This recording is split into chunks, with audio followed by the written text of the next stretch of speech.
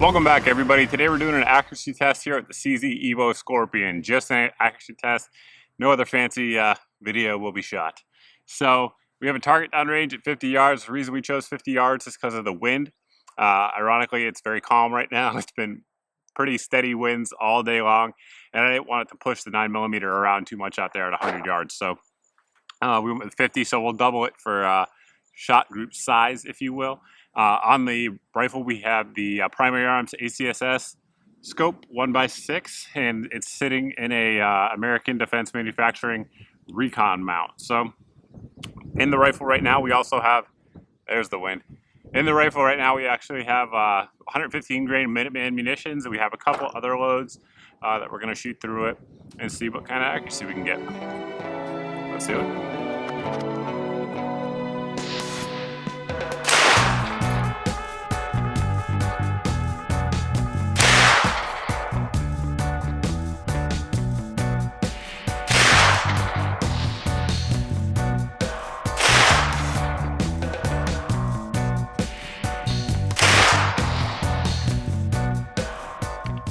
Well, that was kind of ugly.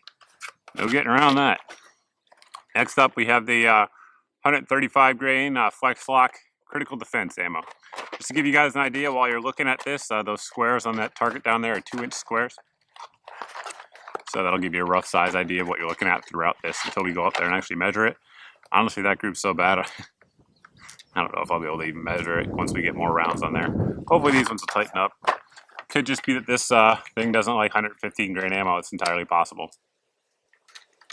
So we're going to test that out right now because we got some heavier stuff going in there. 135 grain, like we said.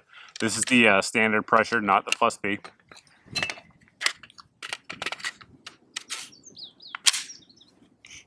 For those wondering, this is the CTK Precision Rest. A lot of people always ask about that whenever we use it, so I do have a full review on it if you're interested.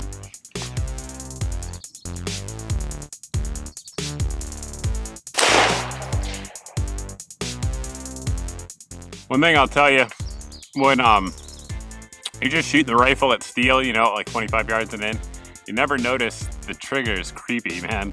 It doesn't really hit you until you try to really bear down on it, and when you're doing that here, you notice it.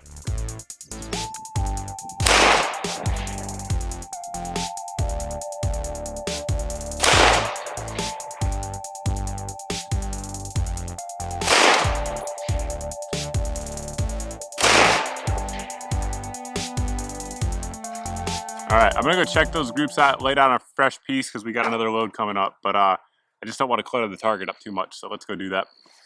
Like you guys already saw, I didn't like that Minuteman stuff, and I don't know if that's the wind pushing it due to the weight or what. I honestly don't know, but it's what it is. We're right at 5.5 inches there on that group, so it's pretty big. Odd because that stuff has been some of the most accurate ammo in some of my other reviews, like the Wilson Combat Barrel that you guys saw for the Glock 17. Stuff was tack driver. It's the exact same ammo, same lot and everything. So who knows? Certainly tightened up here with the Hornady. Right at an 1.75 group, 3/4 inch group, I should say, on that one. So we're going to put another target up here and run another 115 grain load and see what we get.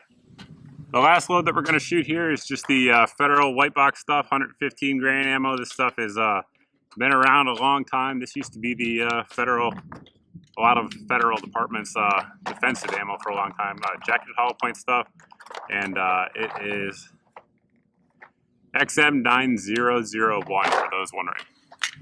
But it's just the federal contract overrun stuff. But another 115 grain load, so we'll see if it likes this one a little bit better. We'll see. The accuracy gods say.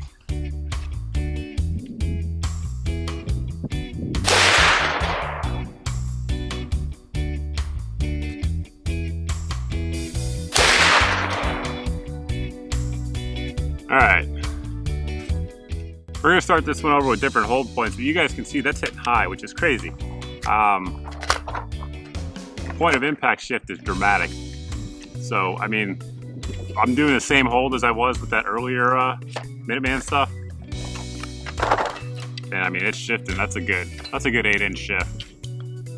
and it's a good 4 inches from where the point of impact was with the critical duty. Alright, we're going to start that one again, do a different hold so you guys can see it on the paper.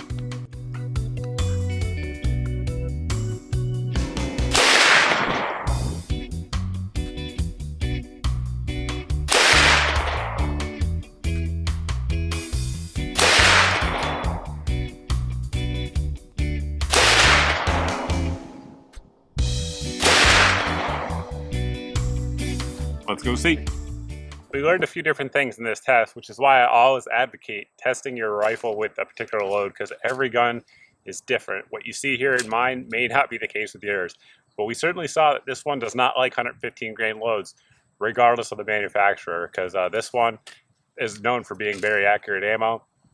Not so much in this rifle. So you can see here, we're looking at almost 4.5 inches on that one, and 5.5, I think, with the Minuteman. So no doubt about it, it's not the ammo, it's the gun. It doesn't like 115 grain loads. So you double that out, and that's your spread that you're looking at 100 yards. So it's a pretty big spread, no doubt about it. And you know, like we've tested before, I think I have a B7 barrel that we used in a video, and tested it with 855, and it was getting like 5-inch groups. And that's not because the barrel's not good. That's an awesome barrel. It's one of my most accurate barrels. It just doesn't like 855. So you always have to test this stuff out.